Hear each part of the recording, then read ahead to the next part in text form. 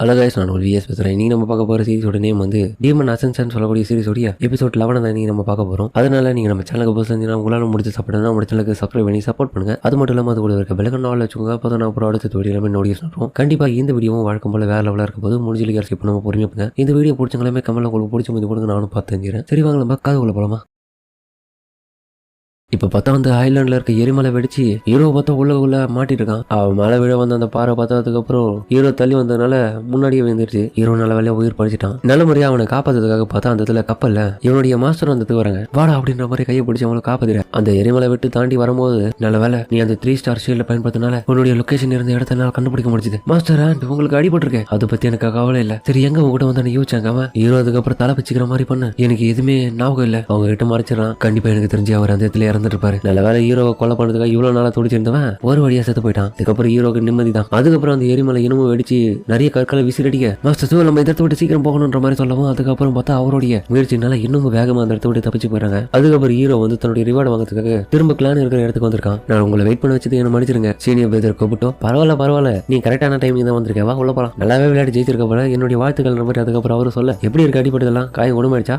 எல்லாமே குணமாயிடுச்சு. Master ஜோவுடைய medicine தான் உதவி பண்ணிச்சு. இப்போ மாஸ்டர் கோ தான் வர சொல்லியிருந்தாரு. கண்டிப்பா நல்ல விஷயமா தான் இருக்கும், வா. அதுக்கப்புறம் உள்ள கோட்டு போக அங்க உள்ள பக்கம் சண்டை நடந்துட்டு இருக்கு.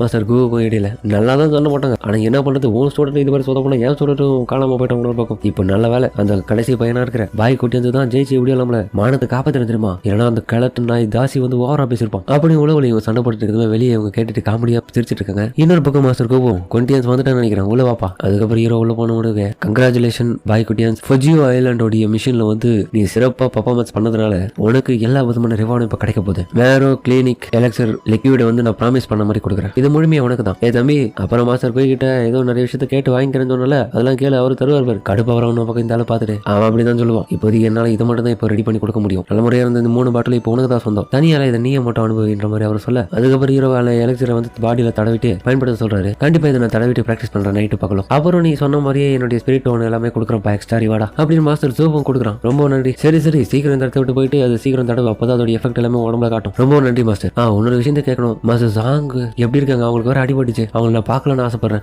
இப்போதைக்கு முன்னாடி அவங்க ரொம்ப ரெக்கவர் ஆயிட்டு இருக்காங்க. அதனால நீ அவங்களை டிஸ்டர்ப் பண்ண வேண்டிய அவசியம் இல்லை. சில நாட்களே குணமாட்ட பிறகு நீ போய் பாரு அவங்கள. தேவையில்லாம இவர் தான் நிறைய விதமான சந்தேகம்லாம் பட்டுட்டு இருக்காரு. பாரு எவ்வளவு நல்ல பையனா இருக்கீங்க. மாஸ்டர் குவி பார்த்துட்டு உண்மைதான், நான் தான் ஓவரா திங்க் பண்ணிட்டேன், இதோட இப்ப முடிச்சுப்போம். சிச்சோன் உள்ளவான்ற மாதிரி. அதுக்கப்புறம் நம்ம கூப்பிட்டு உள்ள வர கூப்பிட்டீங்களா மாஸ்டர்? உன்னுடைய மாஸ்டர் ஜூ வந்து இந்த இடத்துல இருக்கிறதுனால நீ பிரச்சனை இல்லை, இப்போதைக்கு நீ ரெஸ்ட் எடுத்துக்க போயிட்டு.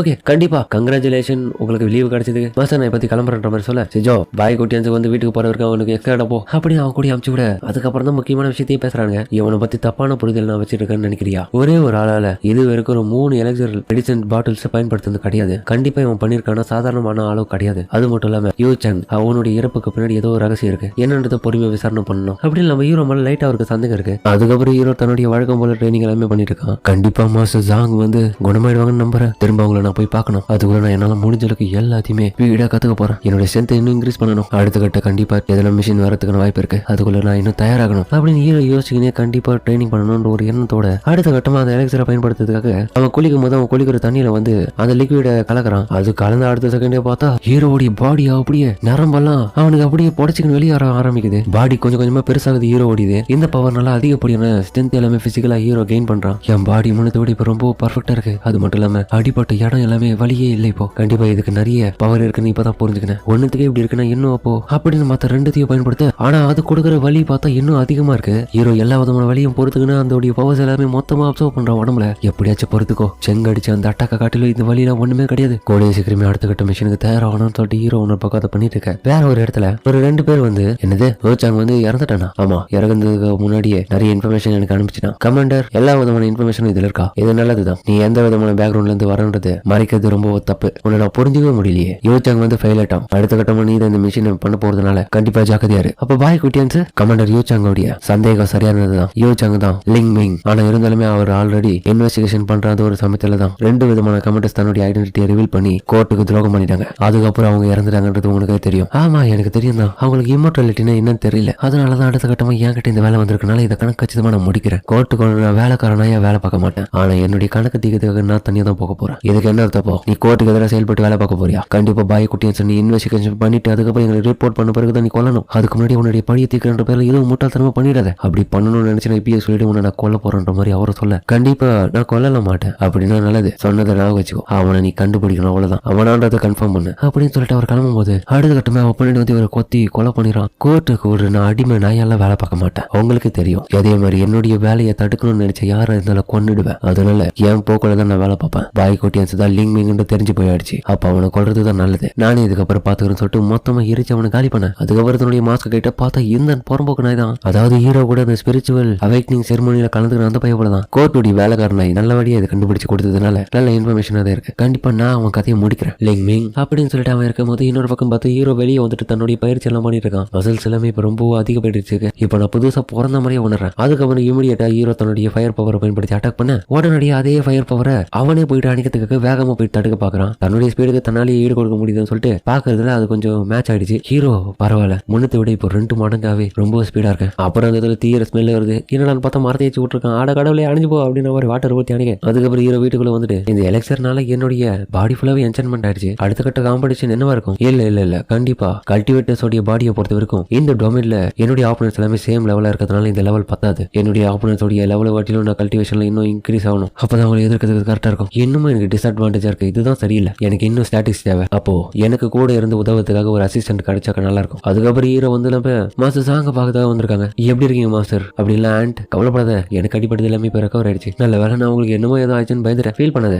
அப்புறம் அந்த எலக்ட்ரிக் லிக்விட பயன்படுத்துறது நல்லாவே வேலை செஞ்சிருக்கு. முன்னத்தை விட ரொம்ப வளர்ந்துட்டேன். சரி அடுத்தது அப்புறம் வந்து என்னுடைய அசிஸ்டண்டா இருக்கிற சின்சான் மூலியமா எனக்கு சில தகவல் கிடைச்சது. மாஸ்டர் ஜூபோ மாஸ்டர் கோபும் எனக்கு நல்லாவே தெரியும் மாஸ்டர். நீங்களும் மாஸ்டர் ஜூபோ அதை கண்டிப்பா கண்டுபிடிச்சிருப்பீங்க. நீங்க பண்ண உதவினால மட்டும் தான் நான் உயிரோட படைச்சேன். அதனால உங்களுக்கு என்னைக்குமே நான் நன்றி கடன் பட்டிருக்கேன். அது மட்டும் இல்லாம யோசிச்சாங்க இறந்ததுக்கு நானும் ஒரு வகையில காட்டணும் தான். அவன் உயிரை கொடுத்து என்ன காப்பாத்திருக்கான். ஒண்ணு நீ தப்பா காட்டிக்கிறத எல்லாமே காலத்தை பொறுத்து கரெக்டா போயிட்டு இருக்கு. அதனால அடுத்த கட்டமா உனக்கு நல்ல நிறைய மிஷின்லாம் இருக்கு. அதை பண்றதுக்கு நீ தயாராயிட்டியா? ரெட் ஷெர்பன் அந்த இடத்துக்கு போயிட்டு நீ ஆண்டுக்கான ஒரு வேலையை பார்க்கணும். அது தெரியும், ஆனா அது நெதர் வேர்ல்டு கோஸ்ட் டெரிட்டோரியில இருக்கு. அந்த இடத்துல நான் போயிட்டு ஸ்பிரிட் கிரியேச்சரை வந்து கேப்சர் பண்ணி என்னோட ஸ்ட்ரென்த் மூலமா என்ஜாய்மெண்ட்டை பயன்படுத்தி அதை என்னுடைய வசப்படுத்தணும். பரவாயில்லையே, நிறையவே தெரிஞ்சு வச்சிருக்கேன். அது போறதுக்கான பாதையை சொல்றேன். நெதர் வேர்ல்டு சேர்ந்த அந்த கோஸ்ட் டெரிட்டோரி வந்து ஒரு பாதுகாப்பான இடம் கிடையாது. ஆனா அந்த இடத்துக்கு போயிட்டு ஆபத்தெல்லாம் தாண்டி நீ ஒரு ஸ்பிரிட் பெட்டை வந்து உனக்காக அதை எடுத்துன்னு வர முடியும். நீங்க சொல்லுங்க, நான் அதன்படியே பண்றேன். இதுதான் நெதர் வேர்ல்டுடைய கோஸ்ட் டெரிட்டோரி மேப். மொத்தம் 6 விதமான ரெலிம்ஸ் அங்க பிரிஞ்சிருக்கும். எக்ஸ்ட்ரீம்லி ரொம்ப பவர்ஃபுல்லான இடம். கோஸ்ட் அண்ட் ஸ்பிரிட்ஸ் எல்லாமே அந்த இடத்துல முழுமையா நிறைஞ்சிருக்கு. அதுலயே முக்கியமா அந்த இடத்துல 36 ஸ்டோன் பில்லர்ஸ் டிவைட் ஆயிருக்கு. அது எல்லாமே அவுட்டர் சர்க்கிள்ஸ் சேர்ந்தது. அந்த இடத்துல லோ லெவல் ஸ்பிரிட்ஸ் எல்லாமே கிரியேச்சர்ஸ் இருக்கும். ஆனா நீ அதையும் தாண்டி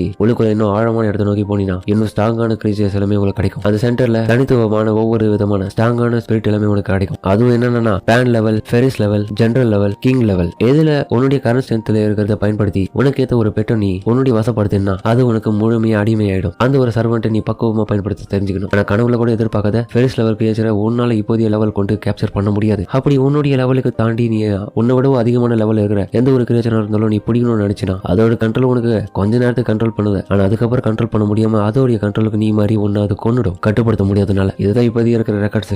இதை பயன்படுத்திக்கோ. இது அந்த இடத்துல உனக்கு உதவியா இருக்கும். ரொம்ப நன்றி. அதுல இன்னொன்று சொல்றேன், இருக்கிறதுலே ஹையஸ்ட் இது வரைக்கும் யாராலையும் கேப்சர் பண்ண முடியாத ஒரு கிரியேச்சர் இருக்கு. அது ரொம்ப மோசமானது. அதுகிட்ட மட்டும் நீ எக்கார்ந்து கொண்டு மாட்டிக்காத, அது உன்னை கொண்டுடும். புரியுதா? ஆல்சோ அதை எப்படி நம்ம கூப்பிடுவாங்க? போன் கால்பன்ஸ். எல்லாமே சரியா இருக்கு. எல்லாத்துலயும் ஸ்டோரேஜ்ல போட்டு வச்சு பக்காவா வேலை செய்ய வைப்போம். அப்படின்னு ஹீரோ அந்த இடத்துக்கு போறதுக்கு முன்னாடி அந்த இடத்துக்கு தேவையான எல்லா விதமான விஷயங்களையும் கேதர் பண்ணி வச்சிருக்கான். அதுக்கப்புறம் மார்க்கெட்ல இருந்து வாங்கி வந்த ஸ்பெல் பவரை பயன்படுத்தி எல்லாத்தையுமே ஸ்டோரேஜ்ல போட்டு வைக்கலாம். பார்க்க ஒண்ணுமே வேலை செய்யல. டேய் மார்க்கெட்ல ஏமாத்திட்டீங்களாடா டேய் அப்படின்ற மாதிரி ஹீரோ புலம்ப. அதுக்கப்புறம் அந்த நெதர் வேர்ல்டுக்கு போகக்கூடிய என்ட்ரன்ஸ் கிட்ட வர அந்த இடத்துல பார்த்தா ஒருத்தன் தியானம் பண்ணிட்டு இருக்கான். பயப்புல எல்டர் பாய் குட்டியன்ஸ் நெதர் வேர்ல்டு போறதுக்காக வந்திருக்கேன். ஓகேடா தம்பி, உங்ககிட்ட கண்டிப்பா 100 பாயிண்ட்ஸ் இருக்கணுமே, அப்படி இருந்தா தான் உள்ள போக முடியும் சொல்ல. அதுக்கப்புறம் ஹீரோ தன்னுடைய அந்த பேட்ச் இருக்கிறத காமிக்க அதுல 100 பாயிண்ட் இருக்குது. அவர் பார்த்துட்டு அவனை உள்ள வரதுக்காக தயாராகிறாரு. என்ன பாயிண்ட்ஸ் செலவு பண்ண ரொம்ப கஷ்டப்படுறியோ? உண்மைதான். அப்ப நீ மட்டும் தான் இந்த இடத்துல தனியா நெதர் வேர்ல்டு உள்ள போறியா? கூட எதுவுமே எடுத்துன்னு வரல நீ? அட கடவுளே, தலைவலிடா. இதை புடி. இதுதான் கீழே நெதர் வேர்ல்டுக்கான ஒரு காம்பஸ். இதை பயன்படுத்தி நீ எந்த டைரக்ஷன்ல இருக்கிறதையும் கண்டுபிடிச்சிக்க முடியும். அப்புறம் பக்கத்துல எந்த விதமான பவர்ஃபுல்லான ஸ்பிரிட் கிரியேச்சர்ஸ் வந்தாலும் அதை காட்டி கொடுக்கும். பல வருஷமா இதை பயன்படுத்தி இருக்காங்க. இதுக்கு கிட்டத்தட்ட நீ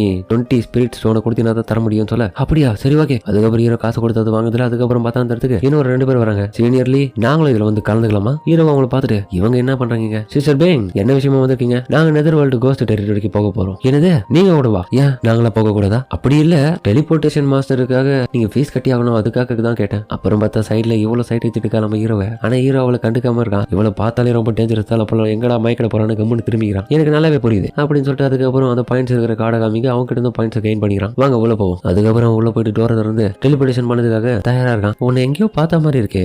நான் தான் பாய் குட்டியன்ஸ் எல்டர் பிங். வந்த உடனே மரியாதை எல்லாம் கொடுக்கணும்னு தெரியாதா? பார்த்த உடனே கொடுப்பியா? நீ தான் யாரையோ ஒருத்தவங்க பொசஸ் பண்ணான்னு கேள்விப்பட்டேன். இப்போ கொஞ்சம் நீ வித்தியாசமா இருக்க மாதிரி தெரியுது. கரெக்டா கண்டுபிடிச்சிங்க. ரீசெண்டா தான் அந்த மாரோ கிளீனிங்ஸ் லிக்விட் நான் எலக்சரை பயன்படுத்தினேன். அதனால முடித்த விட இப்போ என் பாடி ரொம்பவும் மெச்சூர் கிரேடா மாறிடுச்சு. ஓ எலக்சர் லிக்விடா? நல்ல விஷயம் தான். கேள்விப்பட்டேன். அதை கூட யாரோ ஒருத்தங்க தனியால அதை ரிவார்டா வாங்கிட்டாங்க. ஜாலியன் நம்ம போயிட்டு வந்த பிறகு உனக்கும் சிலது அதை வாங்கி அப்ளை பண்ணனா எல்லாமே ரெடியா இருக்கு. வரீங்களா? அதுக்கப்புறம் இவங்க உள்ள போகணும். உடனே பிங்கோ எங்க பாரு நேற்று வாழ்க்கையில் நாங்க தான் இப்போ முறையா விசிட் பண்றோம். அதுக்காக நீ காம்பஸ் எங்களுக்கு கொடுக்கவே இல்லையே. என்ன மன்னிச்சிருங்க, நான் அதை மறந்துட்டேன். மறந்துட்டியாவோ உயிரை எடுத்துருப்பியா அப்படின்ற மாதிரி. அதுக்கப்புறம் பார்த்தா அவரும் அப்படியே ஃப்ரீயா கொடுக்குறாரு அவங்க கிட்ட. ஹீரோ இதை பார்த்துட்டு என்னையா அவங்களுக்கு போட்டு ஃப்ரீயா கொடுக்குற? எனக்கு காசுக்காக தான் வாங்கினேன். ஏய் என்னடா பேசுறேன்? பல வருஷங்களா இந்த இடத்துல அதை ஃப்ரீயா தான் கொடுத்துட்டு இருக்காங்க. இந்த இடத்துக்கு வரவங்க யாரா இருந்தாலும் எல்லாருமே ஃப்ரீ தான். நாங்க ஒன்னும் சீனியரா இருக்கிறதுனால எங்களுக்கு கொடுக்கல. இல்லங்க என்கிட்ட ஒரு 20 ஸ்பிரிட்ஸ் ஒன்றுக்காக அதை வாங்கிட்டாரு. அப்பா அடியோ பணத்தை இவ்வளவு செலவு பண்ணதுல ரொம்ப நீ தாராள மனசை கொண்டவனா இருக்கீங்க. என்ன பேசிட்டு இருக்கீங்க சிஸ்டர் பேங்க்? அப்படிலாம் கிடையாது. நான் பணம் எதுவும் வாங்கல. அந்த பையன் போய் சொல்றான். பல வருஷங்களா இந்த இடத்துல நான் காசு வாங்கிட்டு இந்த மாதிரி பண்ணிட்டு இருக்கேன். யோ என்னையா பேசுற? இந்த இடத்துல நீ பாதுகாக்கிறதுக்கே உனக்கு நிறைய காசு கொடுக்குறாங்க. பத்தத்துக்கு நீ இந்த மாதிரிலாம் வேலை பண்ணிட்டு இருக்கியா?